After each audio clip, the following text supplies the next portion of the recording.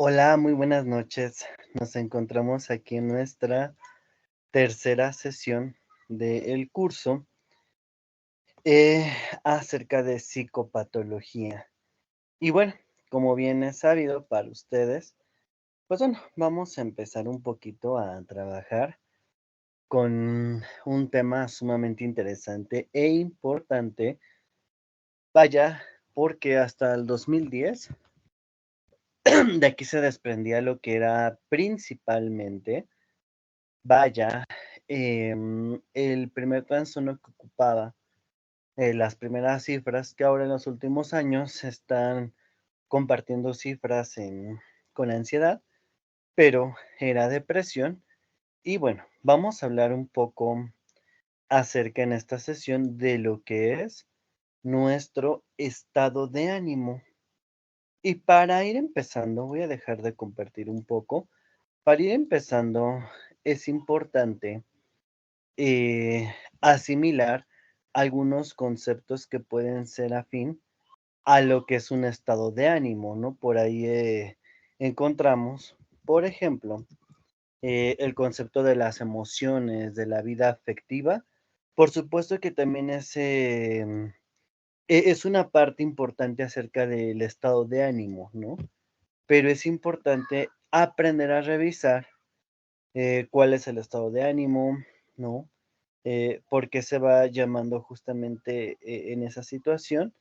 Entonces, pues vamos a hablar que el estado de ánimo en una persona, ¿no? Ya viendo la diferencia entre lo que es patológico y no es patológico, pues son esas conjunto de emociones de vida afectiva que puede ser constante en una persona. Entonces, uno de los primeros indicadores cuando hablamos de estado de ánimo, básicamente es cómo la persona lo va demostrando tanto en la vida conductual, afectiva, ¿no? Comportamental y a nivel cognitivo.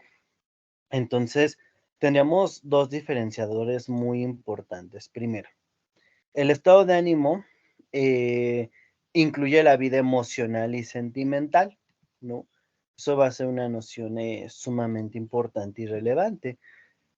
Pero, em, vaya, hablando del estado de ánimo, sí incluye las emociones, pero no simple y sencillamente son las emociones y los sentimientos. Entendamos un poquito estos conceptos en esta primera instancia. Las emociones tienen su origen a nivel del estudio de psicología y de la psicopatología en la cuestión psicofisiológica.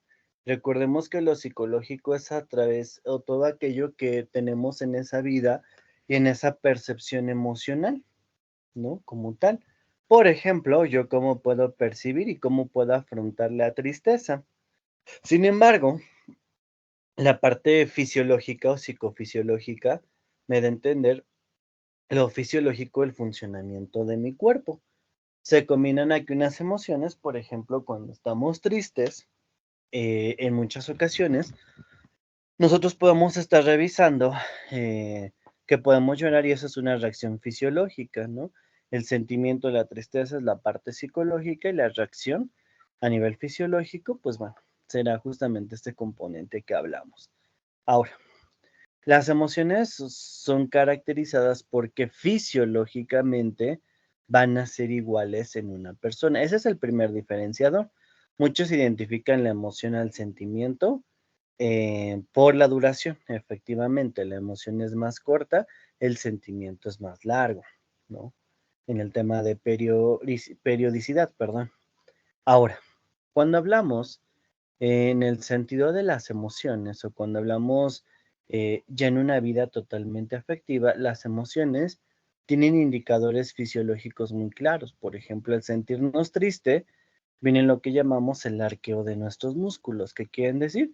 Nuestros músculos se van a inclinar en una dirección como la carita triste, ¿no? Esa carita triste viene el arqueo muscular, a diferencia de lo que serían nuestros sentimientos, que fisiológicamente no hay una reacción específica en mayor o menor medida, ¿no? Algunos dirán, pero no todos ponen la carita triste, sí, quizá en algunas personas no se notan, pero el arqueo muscular ocurre en mayor o menor medida.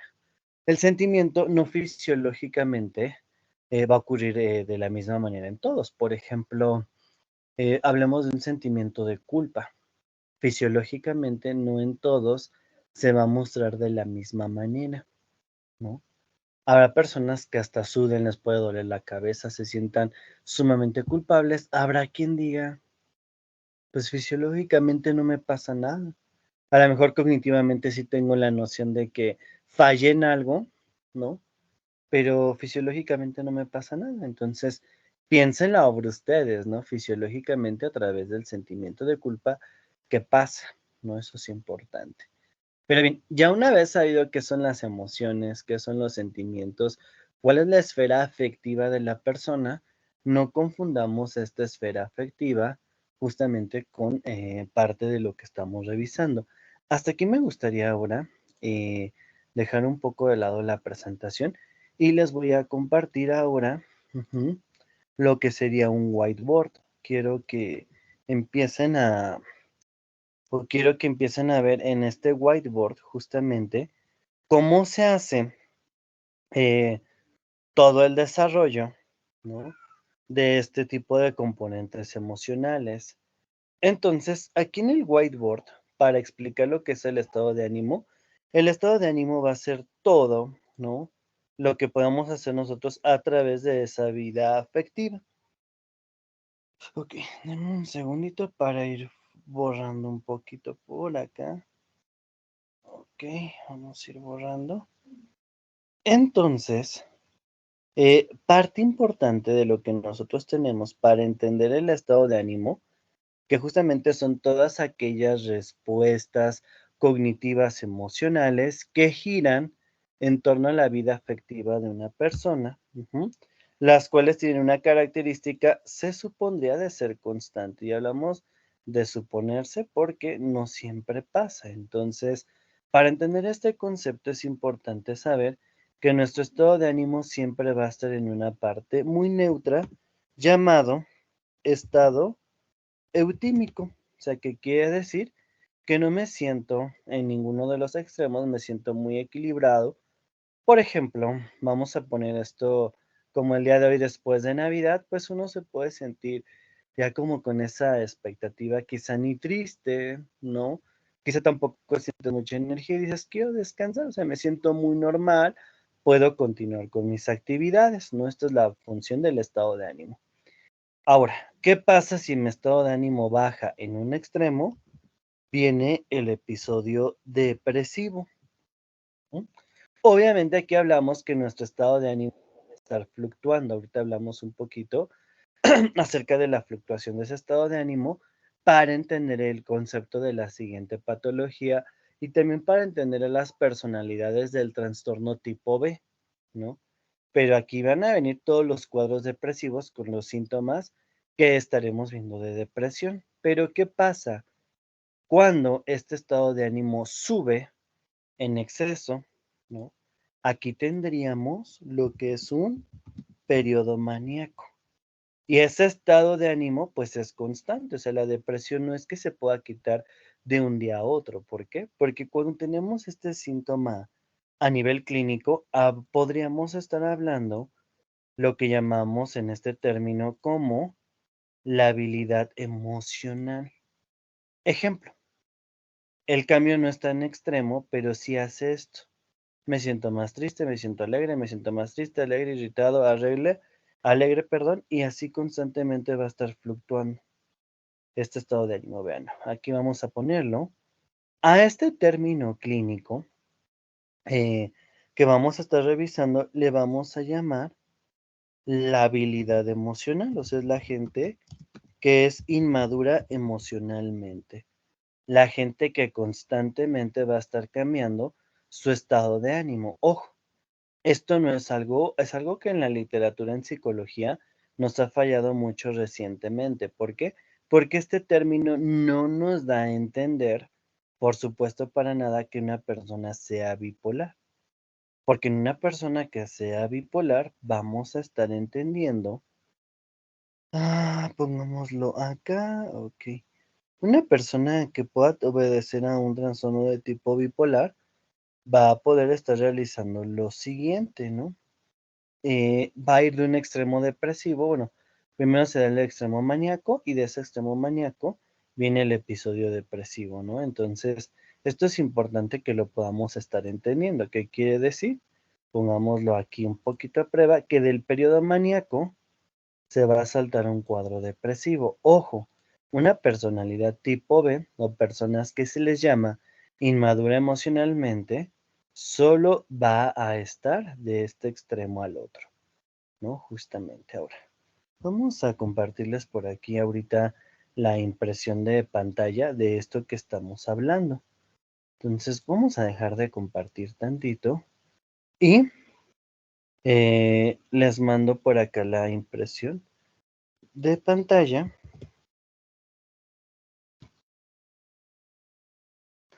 Ok, ya les estuvimos mandando por acá la impresión de pantalla. Entonces, siguiendo con esta función del whiteboard, que me parece que a veces no se llega a ir viendo, pero bueno, ustedes si alcanzan a revisarlo, pues obviamente entonces estamos hablando em, que una persona, ok, den un segundo porque aquí nos está poniendo, ok, ya nos deja compartir todo el audio, ok, entonces vamos a estar revisando que esa persona que va a presentar en este caso, ujú, el trastorno del estado de ánimo son personas que va su estado de ánimo a un extremo depresivo, a un extremo maníaco, ¿no? Como tal, los que quedan en medio y que cambian constantemente ese estado de ánimo sin llegar a un extremo, son personas que le llamamos tienen la habilidad emocional y regularmente pertenecen a trastorno del grupo B. ¿Qué es el grupo B? Pues son personas como el histriónico, el narcisista, la persona con trastorno límite de la personalidad. Pero ahora, cuando mi estado de ánimo ya vimos que sea un extremo inferior o a un extremo superior, vamos a encontrar ahora sí que es un trastorno del estado de ánimo. Por eso anteriormente el trastorno bipolar era caracterizado por una psicosis, porque se detectó que en algunos de los pacientes, solo en algunos obviamente llamaba mucho la atención, pero presentaban cuadros de delirios o alucinaciones. Esto, pues, llamaba mucho la atención, pero no es un criterio diagnóstico, ¿no? Ya hablábamos por ahí lo que era un criterio diagnóstico, no es un criterio diagnóstico para ello. Entonces, ¿qué podríamos estar revisando aquí, chicos? Que básicamente vamos a permitir leerles un poquito esta primera parte y nos dice que los trastornos del estado de ánimo son una categoría de los problemas de la salud mental que incluye todos los tipos de depresión y el trastorno bipolar. Ujú. Hablando de tipos de depresión, vamos a identificar a través de algunos síntomas, básicamente, cómo podemos ver una persona con depresión. Ahora surge mucho esto también como trastorno afectivo estacional o depresión invernal, que a veces le llaman, en estas épocas de Navidad, ¿no? Donde aumentan las tasas de suicidio y donde ya nos tocó por allá tener una persona con ideación suicida de manera en emergencia, ¿no? Justamente. Pero avancemos un poco a nuestro interesante tema del día de hoy. Y bueno, ya una vez sabiendo qué son, vamos a la depresión. Vayan anotando estos números, van a ser muy importantes. Al final vamos a ver todo, pero el trastorno depresivo mayor, que sería el nombre más correcto, ajá, se va a categorizar en los manuales del CIE 10 como el F32.0. Ajá, lo repetimos, F32.0 para que tengamos aquí esa nomenclatura. Y bueno, ¿qué les podemos hablar acerca del trastorno depresivo mayor? Uno es del primero y el segundo trastorno más prevalente, al menos en lo que es México. Y la depresión se detona, muchos hablan a veces de la depresión infantil, que por cierto, estos cambios del estado de ánimo es muy importante hablarlos ahorita que vemos que es infantil o para el adulto mayor. Se pueden manifestar sí en episodios de tristeza, pero también es muy común que en esta población se puedan participar como episodios, pues justamente no solamente de tristeza, sino de enojo, de arrebato, ¿no? Porque cambia ese estado de ánimo. Entonces, muchos piensan que el infante, el adolescente, el adulto mayor son las personas que podrían, pues, justamente, presentar mayor la depresión. Y hay un dato muy sorprendente, de acuerdo a la prevalencia del trastorno, el primer episodio depresivo se da en la adultez joven. O sea, quiere decir que casi todos los que andan por acá en el curso, puede venir ese cuadro depresivo, ¿no? Es donde da el primer brote depresivo y mucho cuidado.